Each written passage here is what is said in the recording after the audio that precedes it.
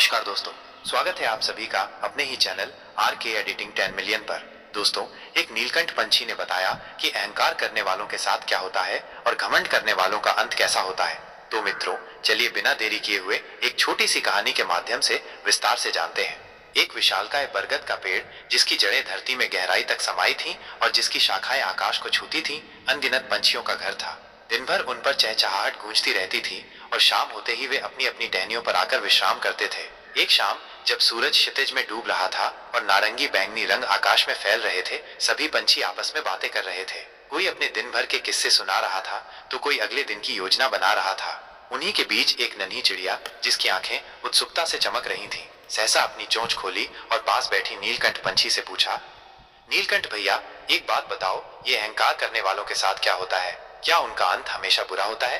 नीलकंठ पंछी, जिसके पंखों में ज्ञान का नीला रंग समाया था और जिसकी आंखों में करुणा की गहराई थी, मुस्कुराया। उसकी आवाज में एक अजीब सा ठहराव था जो सुनने वालों को मंत्रमुग्ध कर देता था। तुम्हारा प्रश्न अत्यंत महत्वपूर्ण है मेरी प्यारी चिड़िया, नीलकंठ ने कहा। इस प्रश्न का उत्तर प्रत्येक मनुष्य को जानना चाहिए। जो लोग अहंकार करते हैं वे किस प्रकार नष्ट होते हैं, मैं तुम्हें एक कहानी के माध्यम से विस्तार से समझाता हूँ। इसे तुम ध्यान से सुनो और फिर तुम स्वयं समझ जाओगी कि अहंकार मनुष्य को किस गर्त में धकेलता है।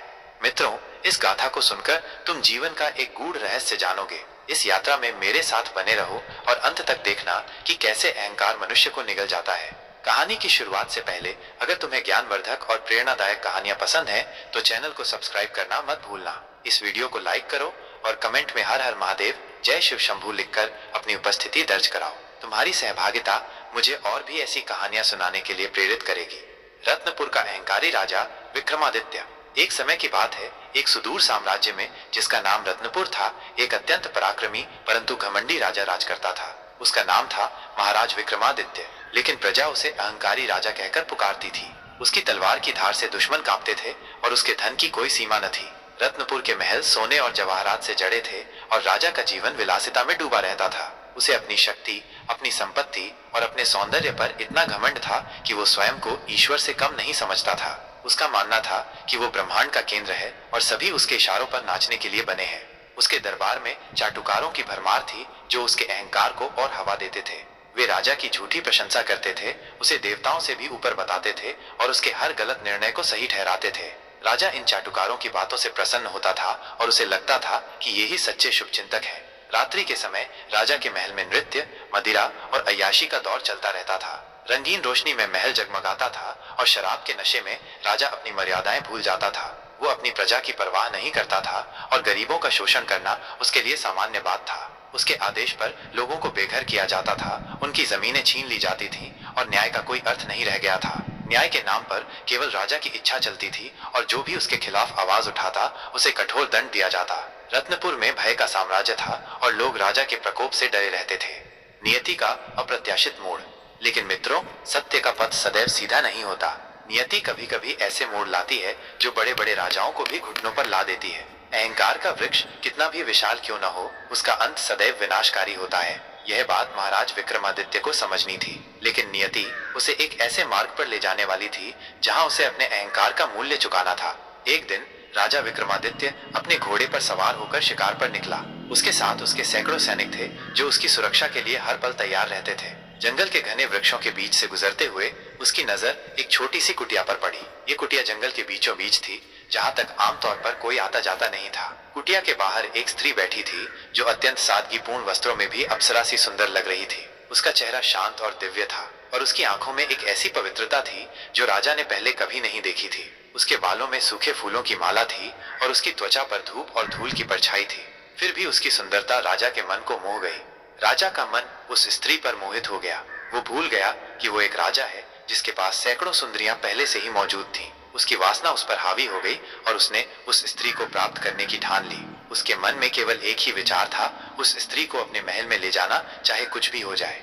वह तुरंत अपने सैनिकों को आदेश देता है कि वे उस स्त्री को उसके महल में ले आएं। सैनिकों ने कुटिया में प्रवेश किया और उस स्त्री को बताया कि राजा उसे अपने साथ ले जाना चाहते हैं। वह स्त्री, जिसका नाम पद्मिनी था, एक अत्यंत धार्मिक और पतिव्रता नारी थी। वह एक साधारण फकीर बाबा ज्ञानदेव की पत्नी थी। पद्मिनी ने राजा के प्रस्ताव को ठुकरा दिया और कहा कि वो अपने पति के प्रति समर्पित है और किसी भी हालत में उसे नहीं छोड़ेगी। उसकी आवाज में दृढ़ता थी और उसकी आंखों में किसी भी प्रकार का भय नहीं था। मैं अपने पति के चरणों की दासी हूँ और मेरा स्थान उनके साथ है, पद्मिनी ने शांत स्वर में कहा। कोई भी शक्ति मुझे उनसे अलग नहीं कर सकती। जब सैनिकों ने यह बात राजा को बताई तो उसका अहंकार और बढ़ गया। एक साधारण फकीर की पत्नी में इतनी हिम्मत! राजा क्रोध से आग बबूला हो गया। उसका चेहरा लाल पड़ गया और उसकी आंखें अंगारों से दहक उठी। उसने अपनी तलवार की मूठ पर हाथ रखा, जैसे किसी को दंडित करने के लिए तैयार हो। उसे लगा कि उसकी इज्जत पर हमला हुआ है। वो स्वयं कुटिया की ओर प्रस्थान किया, यह सोचकर कि उसकी उपस्थिति मात्र से वो स्त्री डर जाएगी और उसके सामने झुक जाएगी। ज्ञान और अहंकार का आमना सामना। कुटिया के पास पहुंचकर राजा ने बाबा ज्ञानदेव को देखा।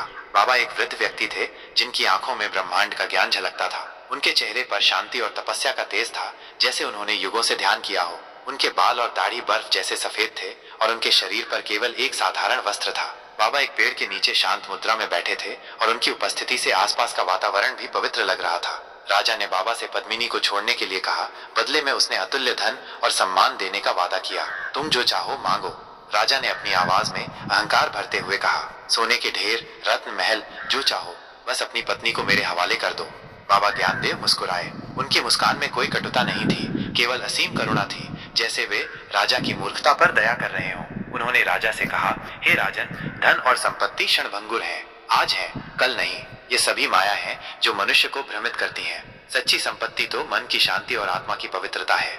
मेरी पत्नी मेरी सहधर्मिणी है और मैं उसे किसी भी कीमत पर नहीं बेचूंगा। हमारा संबंध भौतिक नहीं बल्कि आध्यात्मिक है, जिसे तुम अपने धन से नहीं खरीद सकते। राजा को बाबा की बात सुनकर और अधिक क्रोध आया। तुम एक तुच्छ फकीर होकर मुझे महाराज विक्रमादित्य को चुनौती दे रहे हो। राजा ने अपनी तलवार निकाल ली।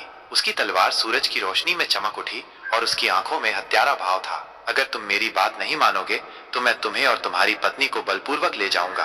राजा ने अपनी तलवार बाबा पर तान दी, यह सोचकर कि बाबा उसकी शक्ति से डर जाएंगे। बाबा ज्ञानदेव ने अपनी आंखें बंद कर ली और एक गहरी सांस ली।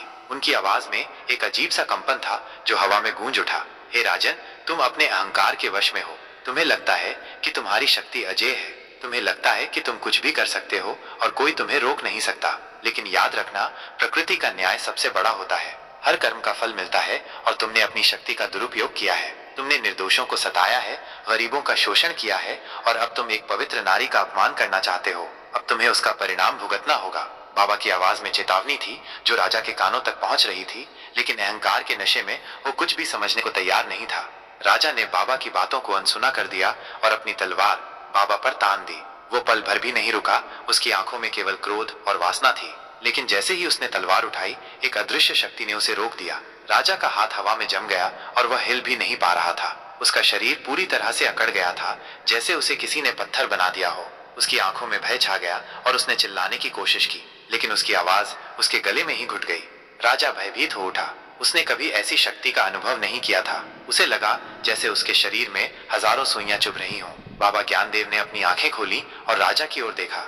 उनकी आंखों में अब वो करुणा नहीं थी, बल्कि एक दिव्य क्रोध था जो पापियों को भस्म करने के लिए तैयार था। अहंकार का विनाशकारी अंत। तुमने अपनी शक्ति का दुरुपयोग किया है राजन, बाबा ने कहा। उनकी आवाज में ब्रह्मांड की गूंज थी। तुमने निर्दोषों को सताया है और अब तुम एक पवित्र नारी का अपमान करना चाहते हो। तुम्हारा अहंकार ही तुम्हारी मृत्यु का कारण बनेगा। तुम अपनी शक्ति का उपयोग दूसरों को पीड़ा देने के लिए करते हो और अब तुम्हें उसी पीड़ा का अनुभव होगा। बाबा ने अपने हाथ ऊपर उठाए और चारों ओर की हवा में एक अजीब सी ऊर्जा भर गई। पेड़ों की पत्तियां तेजी से हिलने लगीं और हवा में एक अजीब सी गंध फैल गई। राजा के शरीर में भयानक पीड़ा होने लगी। उसे लगा जैसे उसके शरीर में आग लग गई हो। उसकी खाल जलने लगी और उसकी हड्डियां टूटने लगी। राजा ने चीखना शुरू कर दिया, लेकिन उसकी आवाज किसी को सुनाई नहीं दे रही थी। वो छटपटा रहा था, लेकिन वो हिल भी नहीं पा रहा था। उसके शरीर से धुआं निकलने लगा और उसकी आंखें बाहर निकल रही थीं। उसके सैनिक भयभीत होकर भाग गए। वे समझ गए थे कि उन्होंने एक ऐसी शक्ति को छेड़ा है जिसे वे समझ नहीं सकते। उन्होंने राजा को उसके भाग्य पर छोड़ दिया और अपनी जान बचाने के लिए भाग खड़े हुए। राजा विक्रमादित्य, जो कभी रत्नपुर का अहंकारी शासक था, अब जमीन पर पड़ा छटपटा रहा था। उसका शरीर विकृत हो रहा था और उसकी आत्मा पीड़ा से कराह रही थी। उसकी सुंदरता, जिसकी उसे इतनी घमंड थी, अब भयानक रूप ले चुकी थी। उसके सोने के कपड़े और जवाहरात अब राख में बदल रहे थे। अंततः एक भयंकर चीख के साथ राजा का शरीर राख में बदल गया। हवा में केवल धूल का एक बादल बचा जो जल्द ही बिखर गया। मित्रों, तुमने देखा कि कैसे अहंकार ने एक शक्तिशाली राजा को राख में बदल दिया। अहंकार एक ऐसा रोग है जो मनुष्य की आत्मा को खोखला कर देता है और उसे विनाश के कगार पर ले जाता है। यह मनुष्य को अंधा कर देता है और वह सही गलत का भेद भूल जाता है। अहंकार मनुष्य को अकेला कर देता है और अंत में उसे केवल पश्चाताप ही मिलता है। शांति और ज्ञान का प्रसार। कुछ समय बाद बाबा ज्ञानदेव और पद्मिनी ने उस स्थान को छोड़ दिया और एक नई यात्रा पर निकल पड़े जहां वे शांति और ज्ञान का प्रसार कर सकें। वे गांवों गांवों में घूमते रहे, लोगों को सत्य और धर्म का मार्ग दिखाते रहे और उन्हें सिखाते रहे कि अहंकार से दूर रहना ही सच्ची खुशी है। रत्नपुर का साम्राज्य अपने अहंकारी राजा के बिना धीरे धीरे शांति और समृद्धि की ओर अग्रसर हुआ। लोगों ने एक दूसरे की मदद करना शुरू किया और न्याय का शासन स्थापित हुआ। अब कोई भी शक्तिशाली व्यक्ति गरीबों को सताने की हिम्मत नहीं करता था, क्योंकि उन्होंने महाराज विक्रमादित्य का भयानक अंत देखा था। तो मेरे प्यारे मित्रों, ये कहानी हमें सिखाती है कि शक्ति और धन केवल क्षणभंगुर हैं। सच्चा धन विनम्रता, करुणा और सत्य में निहित है। अहंकार मनुष्य को अंधा कर देता है और अंततः उसे पतन की ओर ले जाता है। इस नीलकंठ की बात याद रखना, कभी भी अपने आप पर इतना घमंड मत करना कि तुम दूसरों को नीचा समझने लगो, क्योंकि प्रकृति का न्याय सबसे बड़ा होता है। कर्मों का फल अवश्य मिलता है और अहंकार का फल सदैव विनाशकारी होता है। अगर तुम्हें ये कहानी पसंद आई और तुमने इससे कोई सीख ली तो इस वीडियो को लाइक करना मत भूलना। तुम्हारा लाइक मुझे और भी ऐसी प्रेरणादायक कहानियां सुनाने के लिए प्रेरित करेगा।